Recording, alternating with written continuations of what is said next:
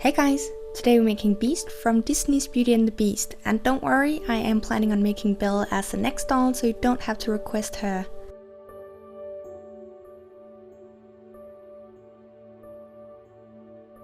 I first made a sketch and an armature, and the armature is made the same way as in my corpse bride tutorial. I then took a knitting needle and added some tinfoil, then some scrap clay, and then the actual clay that I was going to be using.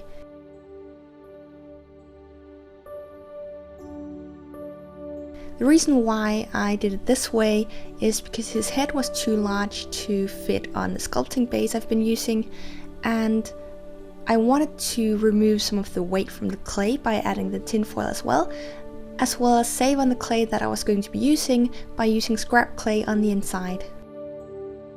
Before we get too far into the tutorial, I just want to say that if you have any questions on the tools and materials I'm using, please check out the 2 basics videos I posted. I will be linking those in the info box, as well as a playlist with all my other doll tutorials.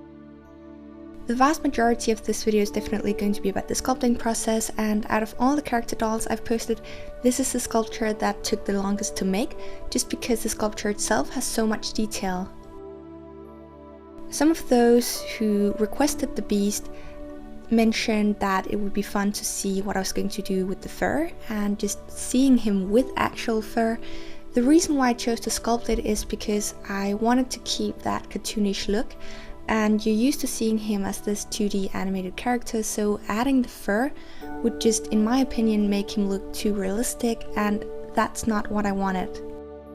But if you wanted to add actual fur instead, you can definitely do that. However, you would need to make the sculpture a bit less detailed. So for this doll, I started out by marking off the different features and just getting an idea of how the face should look. I then started adding the different colors and shapes in his fur by looking at the reference pictures and just tried following, the shape of the eyebrows, the fur on the side of his head, etc. I feel like he has a pretty simple face to sculpt because it's just a lot of basic shapes, if that makes any sense. Although you still have to make him look like the character from the movie, he does have less kind of shape to his face because most of his face and head is the fur, and so you don't need to worry as much about the details for cheekbones or a jawline and stuff that you would usually worry about. The one thing that I found kind of annoying about his face is that usually when you're sculpting a doll or a face, you can kind of see it coming together along the way. So when you've made the eyes, you can see that it's starting to look like that person or the character.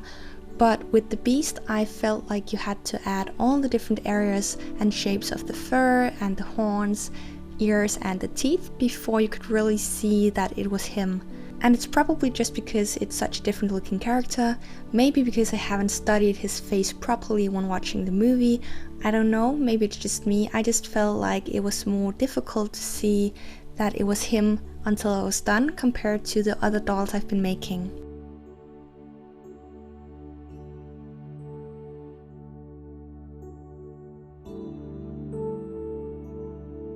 The reason why I wanted to make Beauty and the Beast now is because to me it's a very Christmassy movie, and it probably doesn't make any sense, but when I was a kid we didn't have the original or the first movie on VHS, we had the sequel, The Enchanted Christmas, and so that's the one I've watched the most times, and therefore when I think of Beauty and the Beast I think of Christmas.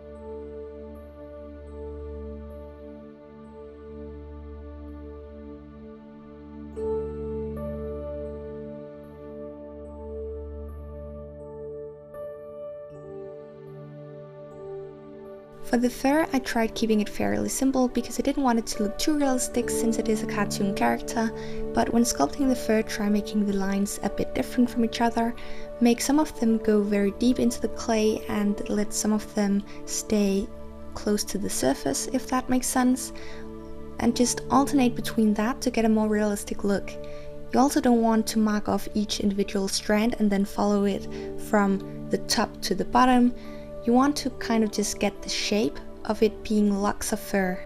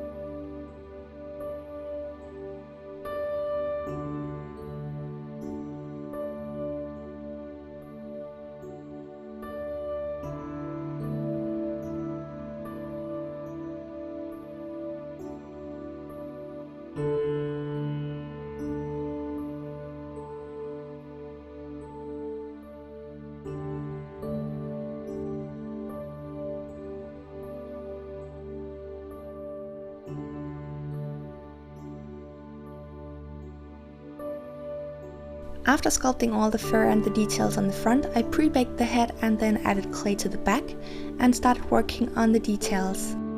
And after I baked the head again, I carved off some of the clay around the knitting needle, just like in my Jack Skellington tutorial, to allow the sculpture to sit on top of the armature.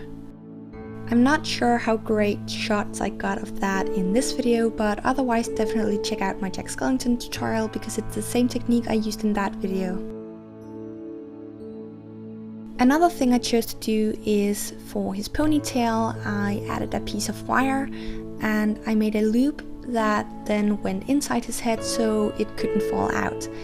But I chose to do it this way because that way the ponytail itself would be poseable, and I know it doesn't have much poses, but that way you don't have to worry about where his body or his shoulders are gonna go, because you can always just lift it if needed.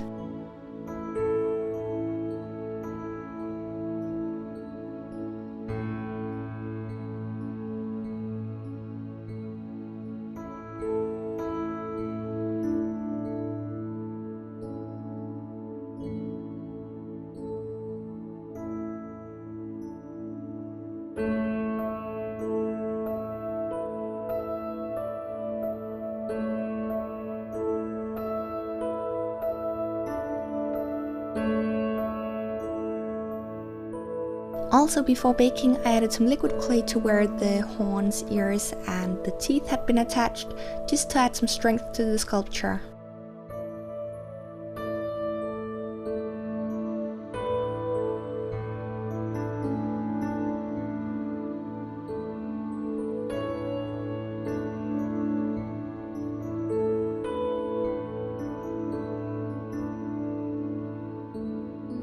And after baking, I also chopped off some of the scrap clay from the bottom, just because that was mainly added for me to have something to grab onto while sculpting, and not so much to have a function in the sculpture itself. For his hands, I used the same technique as in my Coraline tutorial, so I just rolled out a sheet of clay, sketched out the hand and cut it out. I then used my X-Acto knife to remove some of the excess clay and used a silicone tool to round off the edges.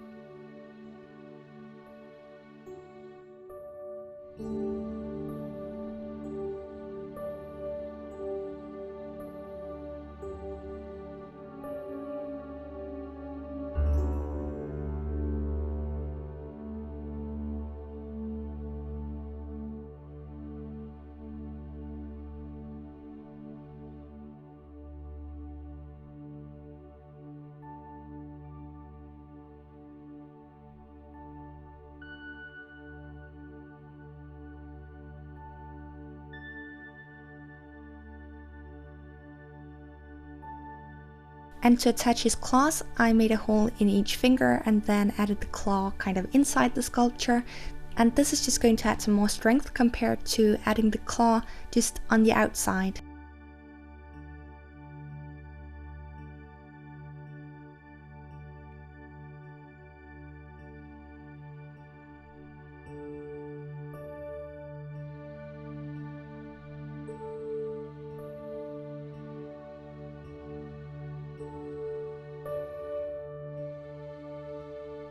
After pre-baking that, I used some clay to make the hand stick to a knitting needle, then pre-baked that again, added clay to the back of the hand and baked again.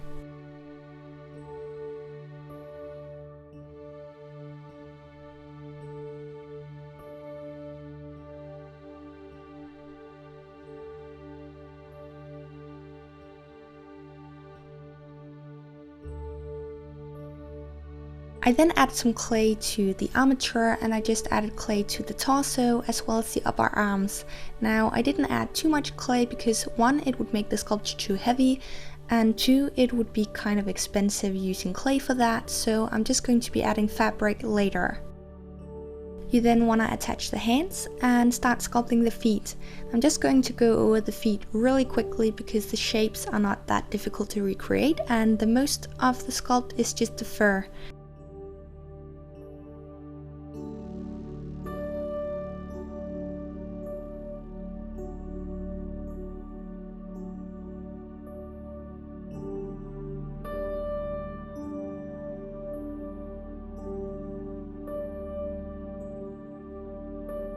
After finishing the feet, I added the head and baked the entire sculpture one last time. And while that was baking, I made the tail. I chose to make the tail on a separate piece of wire so I wouldn't have to take it into account when adding the stuffing or the fabric that's going to give him his shape, but you could make it part of the first armature.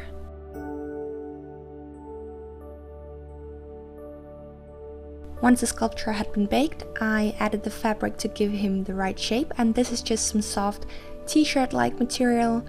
And then after doing that, I tied the tail around him and added some details using brown acrylic paint. I didn't paint his eyes until after I had dressed him. Not sure why I chose to do it in that order, but I didn't get any clips of it, and so if you want to see how I paint similar eyes, check out my Coraline tutorial.